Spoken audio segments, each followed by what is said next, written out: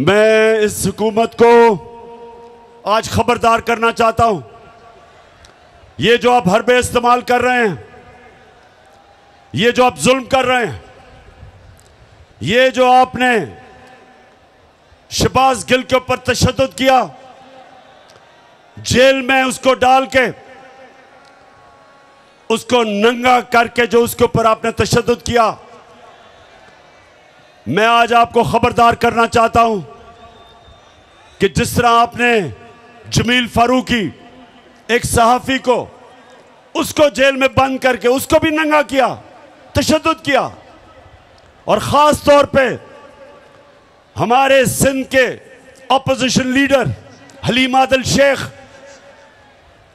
उसको एक केस से निकलता है दूसरे में डाल देते हैं। 27 FIR सिंध के ऑपोजिशन लीडर के ऊपर की हुई हैं। उसको जेल पे उस पे तशद्दुद किया।